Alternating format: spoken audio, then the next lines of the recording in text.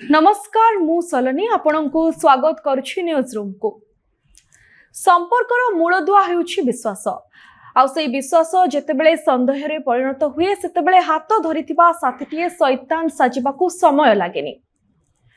हरियाणार झज्जर जिल्लारू आसीछि एमिति एक हृदय विदारक घटना जहा सुनिले आपणको पाद तळु माटी खसिजिवो। मात्र 4 मासर संसार गर्भरे 2 मासर शिशु आउ हातरे वैलेंटाइन्स डे रो सेई मेहंदी रंग एबे भी सुखी नथिला। किंतु जणे उच्च शिक्षित सीए स्वामी निज गर्भवती स्त्री को हत्या करी जे लूटर नाटक रचिछि ताहा आज समग्र समाज को लज्जित करिछि। घटनाटी घटिछि रविवार संध्यारे। अभियुक्त अंशुल तार स्त्री मेहेक को नै हांसीरू गुरुग्राम फेरुथिला। बाटरे बादली ग्राम निकटरे अचानक पुलिस को एक कॉल आसे। अंशुल कांदी कांदी कहे जे किछि दुर्बृत्त तांको गाड़ी ऊपर को आक्रमण करिसंती एवं तांको स्त्री को हत्या करी गाड़ी लूट करि नैछंती। परे पुलिस घटनास्थल रे पहुंची केनाल कुळरू मेहेक को रक्त जुडुबुडु मृतदेह को उद्धार करे।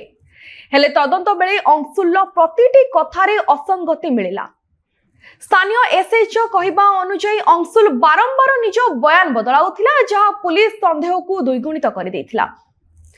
पुलिस रो घन घन जेरा आगरे शेषरे सत मानिथिला शैतान अंशुल। अंशुल कहिला जे सेही हत्याकांड पई आगरु योजना करिथिला। पॉकेट रे कैंची धरी बाहरिथिला। प्रथमे से मेहेक को बेक चिपी तांको अचेत करिथिला एवं परे सेही कैंची रे गळा काटी अत्यंत निर्मम भाबे हत्या करिथिला। हत्यार कारण जानिले आपण भी आश्चर्य होइजिबे। मेहेक एक बैंक रे काम करुथिले आ से सहकर्मी को सह कथा हेबा अंशुल को आदौ पसंद नथिला। ए संदेहर विषय ता आखिरी एमिति पट्टी बांधिथिला जे से निजर जन्म हेबाकू थिबा संतान को मध्य हत्या करिबाकू पछैला नाही। मेहेक को परिवार वर्तमान अंशुल पई कठोर दंड दाबी करूछंती। जो झियो को सेमाने मात्र 4 मास तळे बड़ आसरे विदा करथिले तार सब फेरिबो बोली सेमाने केबे भाबी नथिले।